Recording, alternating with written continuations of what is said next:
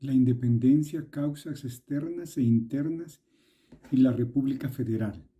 La independencia de El Salvador está ligada íntimamente con los países centroamericanos, Guatemala, Honduras, Nicaragua, Costa Rica y El Salvador. El 15 de septiembre de 1821 fue una época muy importante para nuestra independencia. Pero el sentido de independencia creció influenciado por la independencia de las 13 colonias de los Estados Unidos y la Revolución Francesa. El primer movimiento preindependencista en Centroamérica se da el 5 de noviembre de 1811, encabezado por José Matías Delgado, Manuel José Arce y los hermanos Aguilar. El 15 de septiembre de 1821, una connotada reunión de autoridades coloniales y una junta de notables líderes religiosos y criollos ilustrados crearon una junta gubernativa provisional comandada por el capitán general español Gavino Gainza.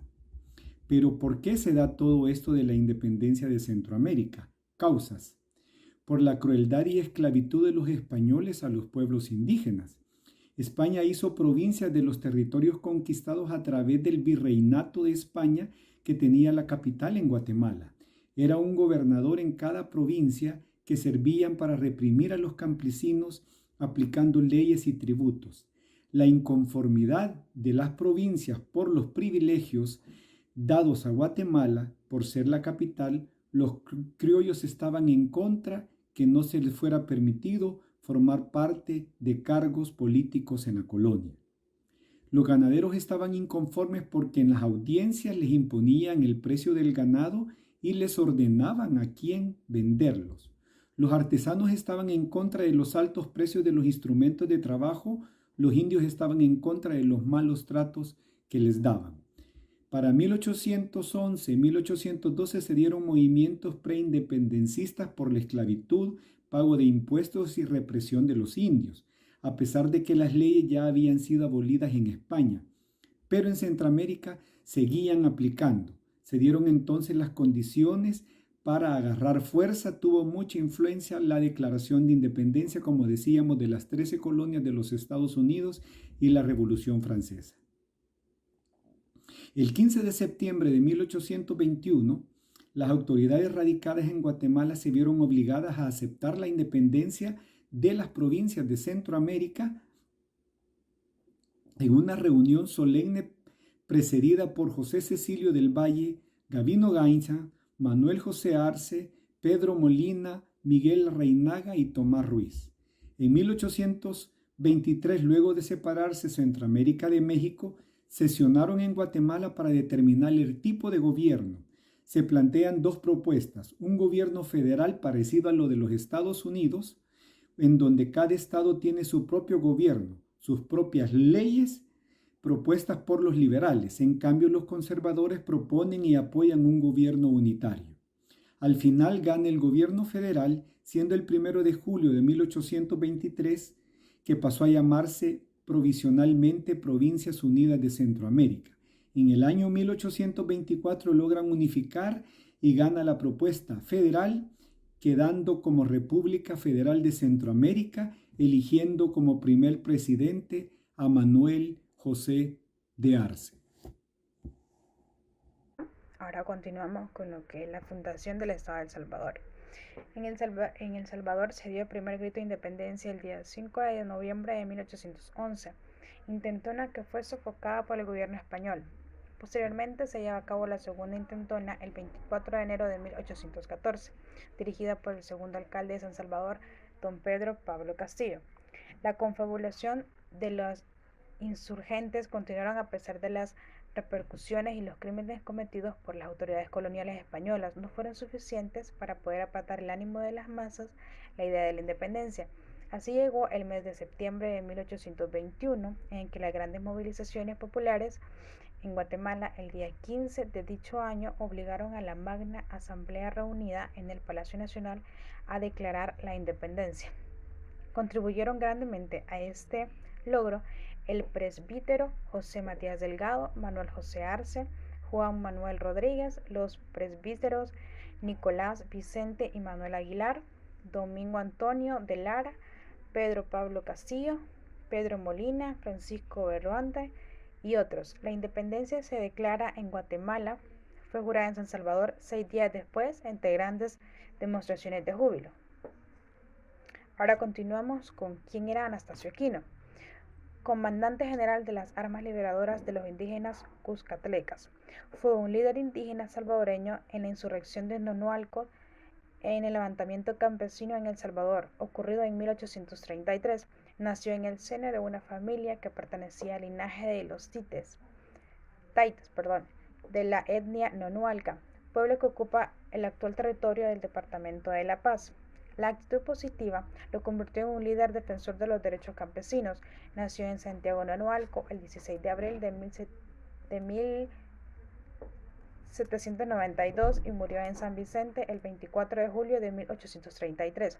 Aquino pertenecía a la comunidad indígena de los nonualcos y formaba parte de la cuna de los taitas, por lo que estaba destinado a liderar por derecho propio. Se le atribuyó el título de caudillo de las tribus nonualcas. También ostentó el título de comandante general de las armas liberadoras en Santiago Nonualco. La causa de la insurrección de 1833. Luego de la independencia, la comunidad indígena salvadoreña tuvo que pagar nuevos impuestos a los hacendados. Los despojaron de sus tierras comunales y de la miseria de la población aumentó, mientras que la fortuna de los hacendados crecía. La lucha del comandante Anastasio no fue por el cambio de poder político, porque de ser así hubiera encaminado a San Salvador y deponer al presidente Mariano Prado. De todos modos, ya había derrotado varias veces las Fuerzas Armadas. Anastasio llegó hasta Olocuilta, ciudad que estaba bajo su control militar. Su lucha revolucionaria se circunscribía únicamente por la devolución de las tierras que le habían robado a los terratenientes y que por ciento la gran mayoría de ellos eran curas, y el trato humano para los indígenas eran tratados peor que las bestias de carga. Su objetivo era la liberación de los indígenas y de los mestizos. Hola, a mi compañero César y a mí nos tocó hablar sobre el tema 2. A continuación, nuestro tema. Rafael Saldívar, San Salvador Alejo, El Salvador, 1834, París, Francia, 2 de marzo de 1903. Fue un médico y político salvadoreño. Fue presidente de El Salvador del 1 de mayo de 1800 al 6 de abril de 1884 y después del 21 de agosto del mismo año hasta el 14 de mayo de 1885. De 1881 a 1882 fue la presidencia de San. Punto número 2. Ejidos en la vida castellana, el municipio era una institución fundamental en la vida económica, política y social. Comienza a decrecer su importancia a partir del rey Alfonso, debido a que se crea la institución del corregidor, la cual reduce poco a poco el enorme poder de los municipios. Al reproducirse el descubrimiento de América, se implanta el régimen municipal, con la diferencia de que cobra nueva vida a cabildo, que en España es solo el recuerdo del pasado. Con el municipio interrumpe en América la propiedad ejidal, ya que el Estado español propuso que toda la ciudad, villa, pueblo, etc. tuviera su competente ejido municipal, lo cual se ve sobre todo en las ordenanzas de 1573 en tiempos de rey Felipe II. Punto número 3.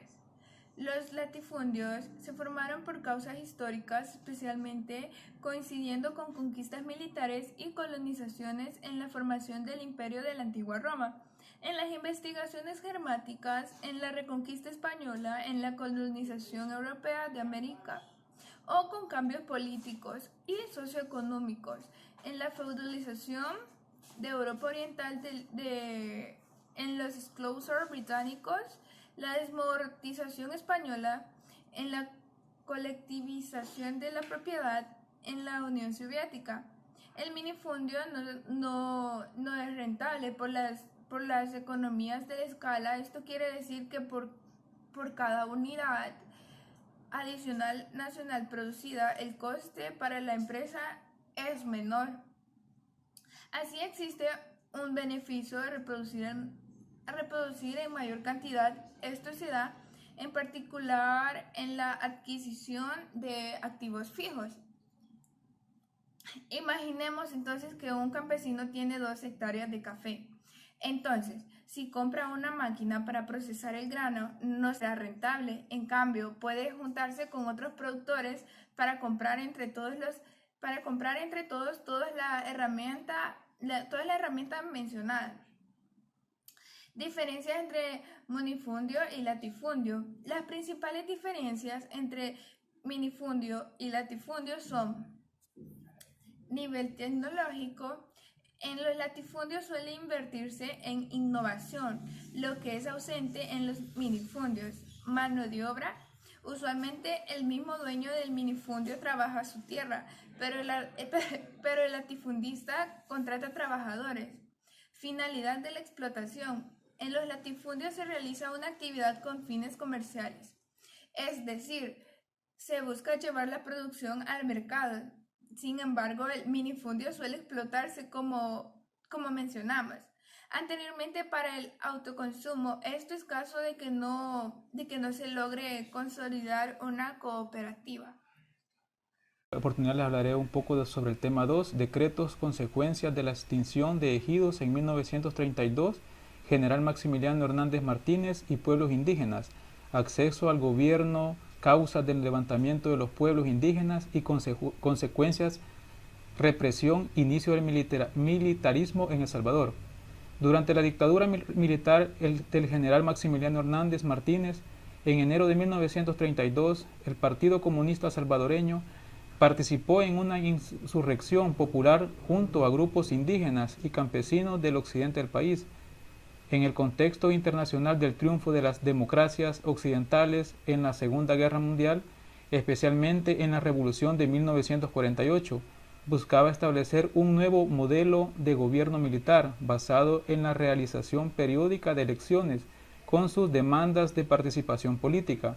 Provocaron la caída del régimen de Martínez. En alianzas con jóvenes oficiales realizaron las llamadas revoluciones de 1944 y de 1948.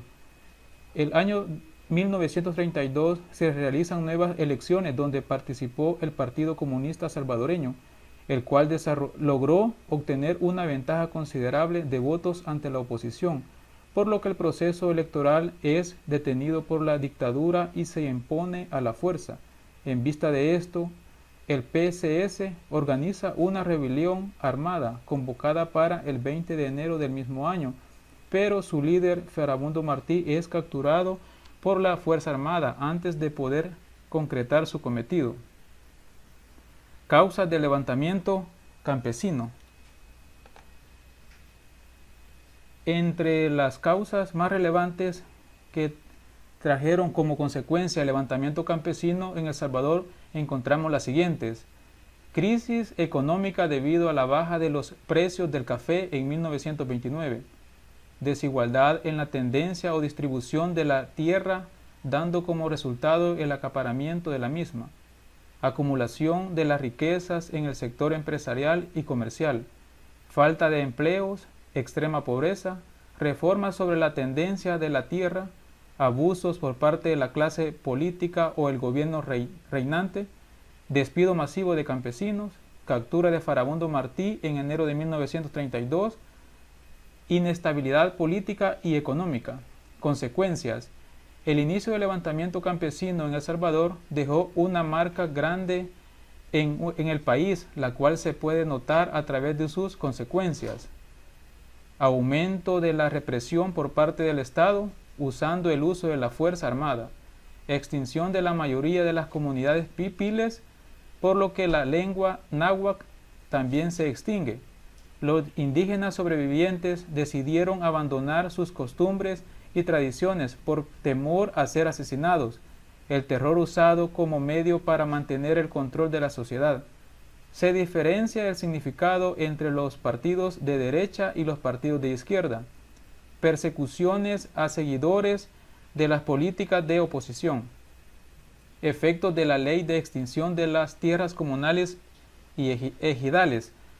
que la industria agrícola en el manantial más fecundo de vida, prosperidad que posee la nación, por lo que el legislador está en el imperioso deber de remover todos los obstáculos que se opongan a su desarrollo, que aunque el dominio directo de dichos terrenos corresponde a la nación por las leyes preexistentes, no es justo privar de su uso y goce a las municipalidades sin una previa indemnización.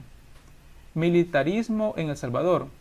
El general Maximiliano Hernández Martínez en el año de 1931 y 1944, que el general fue en que encabezó un gobierno autoritario y ultraconservador hasta ser derrocado por una huelga general, ante la grave situación económica que vivía el país por la caída de los precios del café, y el gobierno entró en una crisis que fue derrocado por un grupo de militares el 2 de diciembre de 1931, que fueron unos de ellos que le entregaron el poder al vicepresidente de Araujo.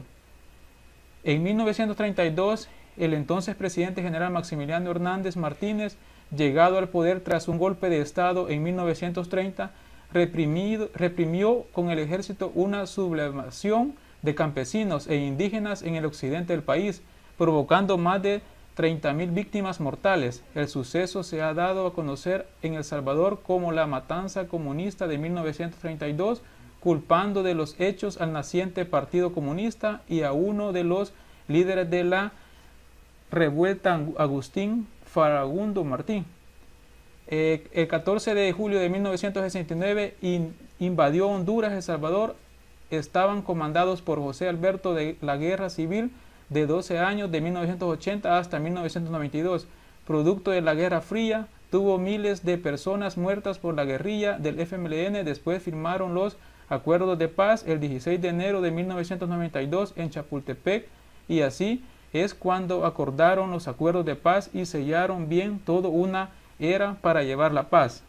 Por su atención prestada, gracias. 1969.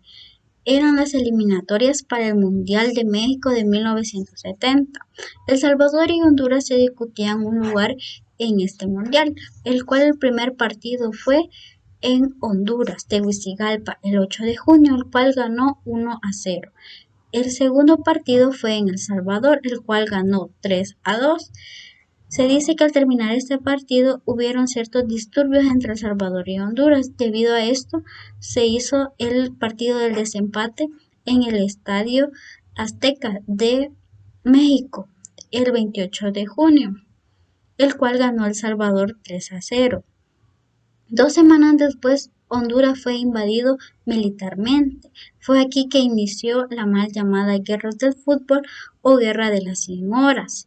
Fue entre el 14 y 18 de julio que se desarrolló este conflicto, el cual se debe a diferentes causas. Una de las causas que he identificado es de que El Salvador es el país más pequeño de Centroamérica, por lo cual estaba sobrepoblado. Entonces los salvadoreños migraron a Honduras, ya que es un país un poco más extenso, y los salvadoreños se alojaron entre las fronteras de Honduras, lo cual vivieron ahí durante generaciones. Debido a esto, los hondureños decidieron redistribuir sus tierras a los campesinos hondureños y empezaron con la expulsión. El presidente electo de El Salvador, Coronel Arturo Armando Molina, manifestó que el problema con Honduras eran los núcleos poblacionales. A la fecha del inicio del conflicto armado, había en Honduras más de 219.619 salvadoreños indocumentados agrupados en 36 familias campesinas. Situación interna del país. La oligarquía. El Salvador vio el peligro que significaba más de 100.000 desocupados, más de los existentes, y vio en la guerra la única manera para que la inmigración parara, ya que ya había agotado otros medios. Este enfrentamiento tuvo fatales consecuencias para ambos países, quienes acabaron con un saldo de 4.000 y 6.000 muertes civiles y 15.000 heridos. Y también se acabó lo que tuvo como consecuencia el fin del esfuerzo de la integración regional conocida como Mercado Común de Centroamérica, la MCCA. El fin del conflicto. En la noche del 18 de julio, la Organización de Estados Americanos, OEA, negoció el alto al fuego entre el vigor del 20 de julio y esto acabaría poniendo fin a la guerra. El gobierno de El Salvador exigió el cese de la persecución a sus compatriotas, pero la OEA exigió antes desalojar el suelo hondureño. Las tropas salvadoreñas se retiraron a principios de agosto. Las dos naciones firmaron el Tratado General de Paz en Lima, Perú, el 30 de octubre de 1980, por lo cual la disputa fronteriza se resolvió a la Corte Internacional de Justicia. 1979 fue un año plagado de muchos acontecimientos sociales, históricos y violentos, se puede decir, de la historia de nuestro país, como por ejemplo el golpe de Estado propiciado el 15 de octubre de 1979 por unos jóvenes militares contra aquel entonces presidente, el general Carlos Humberto Romero, quien había sido elegido presidente en 1977. Entonces lo derrocan ese día con ese golpe de Estado y le ponen fin a 17 años de gobierno del PCN, Partido de Conciliación Nacional, que hasta esta fecha aún sigue vigente, ¿verdad? Sigue participando en las elecciones de nuestro país. Se dice que tras el golpe de Estado, el general Carlos Humberto Romero huye con su familia en un avión guatemalteca, se supone que con rumbo hacia Estados Unidos, ¿verdad? La historia dice también que el golpe de Estado se fraguó en el cuartel San Carlos, aquí en San Salvador, y desde ahí los altos militares con este grupo de jóvenes militares se rebelaron contra el gobierno.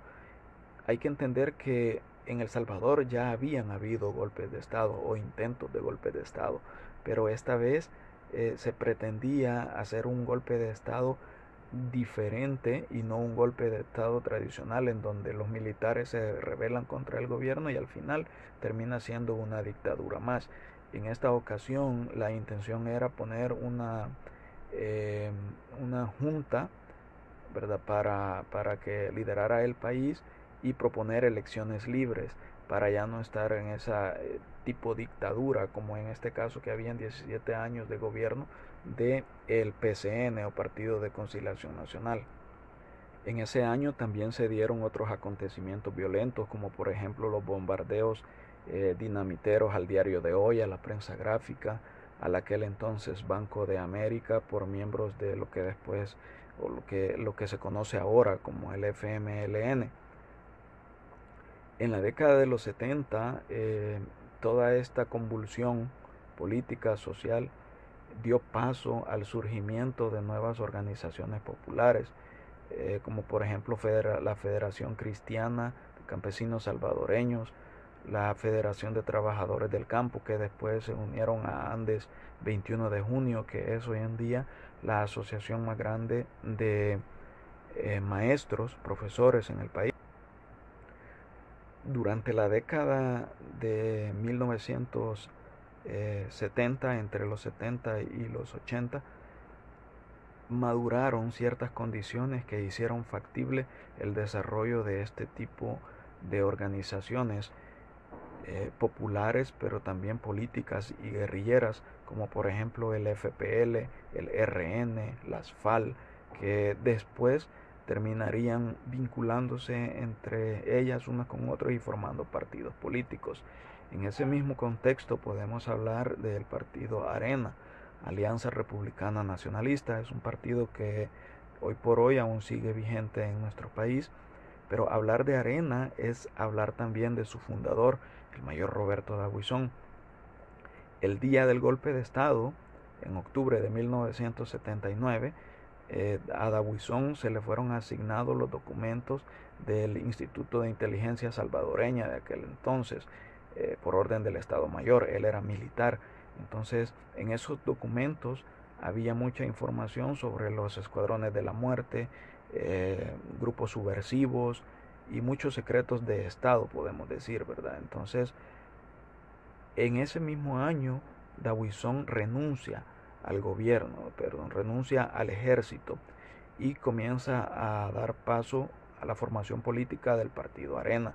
Entonces, Arena es constituida o nace como partido político un 30 de septiembre de 1981, a raíz de... Monseñor Óscar Arnulfo Romero nació el 15 de agosto de 1917, fue un arzobispo y murió el 24 de marzo de 1980. En marzo de 1980, un francotirador arrebata la vida del arzobispo de San Salvador, Óscar Arnulfo Romero, cuando se encontraba oficiando una misa en la capilla del Hospital La Divina Providencia. La tarde del 24 de marzo de 1980, mientras oficiaba una misa en la capilla del Hospital La Divina Providencia, el arzobispo de San Salvador, Monseñor Óscar Arnulfo Romero, fue abatido por el disparo de un francotirador. Una bala a gran velocidad y de gran poder de perforación atravesó el corazón. La bala, según el médico que lo atendió, le había atravesado el corazón a nivel de la cuarta costilla. Pese a todo ello, se hicieron todos los esfuerzos por salvarle la vida. El proyectil quedó alojado en el cuerpo de Monseñor, pues no presentaba oficio de salida. Después del ataque, la Junta Revolucionaria de Gobierno anunció 3 días de duelo nacional por la muerte de Monseñor Óscar Arnulfo Romero, arzobispo de San Salvador. Según fuentes preliminares, el autor intelectual del crimen fue el mayor Roberto D'Aubuisson. Fue acusado por sospechas de ordenar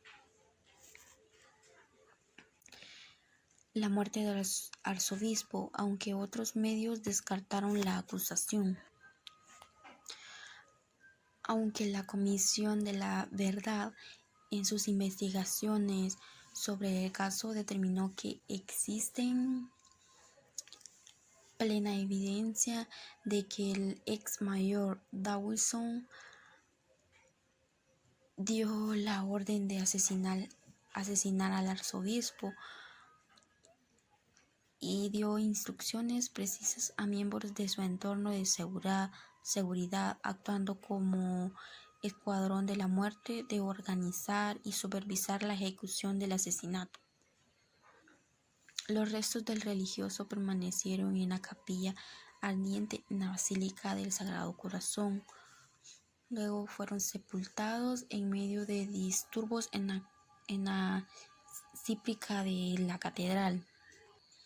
A tan solo días de la celebración de la canonización de Monseñor Óscar Arnulfo Romero, reproduce una parte del libro sobre su asesinato en 1980, que prepara el periodista Carlos Dada, publicada originalmente por El Faro de El Salvador. El relato reconstruye en detalle los momentos y personajes clave alrededor de la muerte del arzobispo, conocido como San Romero de América. El texto indica que la mayoría de sus consejeros de confianza le recomendaron que no dijera en su homilía del 23 de marzo de 1980 su histórica frase: cese la represión.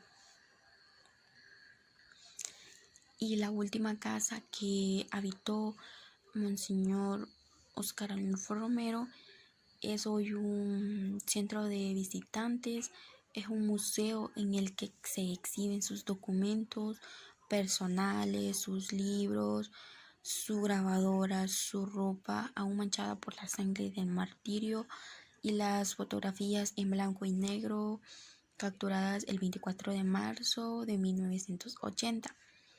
Al momento de su asesinato por Eulalio Pérez García, son estas imágenes las que determinaron la memoria colectiva de aquella tarde en la que inició nuestra larga guerra civil, que duraría 12 años y nos dejaría casi 100.000 muertos. Una de esas fotos, tomada pocos segundos después de que Romero recibiera un balazo en el pecho, muestra su rostro cubierto por la sangre, por su nariz y por su boca. Su apariencia es la serenidad de un sueño profundo que contrasta con la angustia de dos religiosas y un hombre mayor que intentan auxiliarla. El 16 de noviembre de 1989, El Salvador y el mundo entero despertaron con una grave noticia, con el asesinato de 6 jesuitas en la Universidad Centroamericana de El Salvador, conocido como UCA, en donde fueron asesinados también la ama de llaves y su hija, fueron asesinados brutalmente. El ejército salvadoreño asesinó a estas personas y pintó como el asesinato que habían sido involucrados el FMLN, Frente Farabundo Martí para la Liberación Nacional. En las paredes, la escena del crimen falsamente acusaba que los sacerdotes habían colaborado con el gobierno. Como está resumido en este reporte, la Comisión de Verdad, en la noche del 15 de noviembre de 1989, en la presencia del general Juan Rafael Bustillo, coronel, Juan Orlando Cepeda, coronel, Inocente Orlando Montano y coronel Francisco Elena Fuentes, ordenó al coronel Guillermo Benavides que matara al padre jesuita Ellacurio y que no dejara testigo alguno. Esa misma noche, Benavides le ordenó a Espinosa Guerra que llevara a cabo la misión de matar a Ellacuría y que no dejara absolutamente ningún testigo. Espinosa Guerra y sección llegaron a la Universidad Centroamericana de El Salvador en la madrugada del 16 de noviembre de 1989 y abrieron paso a través del centro pastoral. Cuando los sacerdotes escucharon ruido salieron y todo el alboroto, ellos salieron a ver y por órdenes les dijeron que se fueran al jardín y se acostaran boca abajo, mientras los soldados revisaban el edificio para asegurarse de que no hubiera absolutamente nadie de testigos. El teniente Espinosa Guerra dio la orden de matar a los sacerdotes. Al final, 6 sacerdotes, la ama de llaves y su hija fueron brutalmente asesinados. El teniente Espinosa Guerra y sus tropas intentaron abrir y cubrir el papel en la masacre, tratando de hacer parecer que esto era obra y que fue cometido por el FMLN. Hicieron esto por pintar la consigna del FMLN, las paredes y usando rifles asociados a sus matanzas. En respuesta a esta petición, la presente por Human Rights Watch, en 1999 la Comisión Interamericana de Derechos Humanos, IHCR, encontró que El Salvador había sido violado. Los derechos a la vida, garantías judiciales y persecución efectiva de las mismas. Y ACHR recomendó que El Salvador condujera una investigación completa, imparcial y efectiva en acuerdo con los criterios internacionales para identificar, perseguir y sentenciar a todos los grupos responsables. La misión también hizo el llamado a El Salvador para indemnizar los grupos afectados, ajustar sus leyes internas para cumplir con su convenio americano de derechos humanos que incluyera la revocación de la ley amnistía. El Salvador todavía no ha tomado pasos necesarios para cumplir estas recomendaciones. La ley amnistía todavía está en efecto, y ninguno de los responsables han sido traídos a justicia. En vez de ello, algunos ocupan cargos importantes en el gobierno, en la política del país. Todo esto ha ocurrido aunque la masacre de los jesuitas es junto con el asesinato del arzobispo Monseñor Romero y de las monjas y la mujer laica estadounidense. Uno de los casos más emblemáticos de la impunidad de la guerra civil de El Salvador es nuestra esperanza que a través de esta digitación podamos ayudar a los parientes de las víctimas y a las víctimas responsables que condujeron la justicia que se ha negado durante los últimos 19 años. Buenas tardes, en esta ocasión hablaremos un poco acerca de los acuerdos de paz, enfocándonos en 4 puntos muy importantes, los cuales fueron: número 1, la Comisión de la Verdad; número 2, el mandato de la Comisión de la Verdad; número 3, la cronología de la violencia; y el número 4, casos y patrones de violencia. La Comisión de la Verdad. ¿Cuál era el objetivo? ¿Por qué se creó? La Comisión de la Verdad nace en el año 1991 durante la firma de los acuerdos de paz entre el gobierno y el Frente Farabundo Martín para la Liberación Nacional. Se dice que la Comisión de la Verdad intentaba investigar los hechos de violencia sucedidos durante el conflicto, los abusos a los derechos humanos de los campesinos y personas civiles. El mandato. ¿Qué fue el mandato de la Comisión de la Verdad? El mandato de la Comisión de la Verdad se define como las funciones de la Comisión, que la Comisión tendrá a su cargo la investigación de grandes hechos de violencia en los años 1980 hasta el fin del conflicto en el año 1992. La cronología de la violencia. La cronología de la violencia empieza desde la Guerra Civil de El Salvador, que abarca desde el año 1980 hasta el año 1992. Sin embargo, a los complejos antecedentes de conflictos, desde el fortalecimiento de los grupos opositores al régimen político salvadoreño aproximadamente a inicios de los años 70. Es decir, la guerra no es algo que se formó a principios de los años 80, es algo que ya venía desde antes. Desencadenó a principios del año 80 hasta el año 1992. Los casos y patrones de violencia. Se dice que la mayoría de gente que murió durante la guerra fueron personas civiles. La cantidad de muertos fueron 75,000, el 80% eran personas campesinas, personas civiles, y los demás eran por parte de los dos bandos.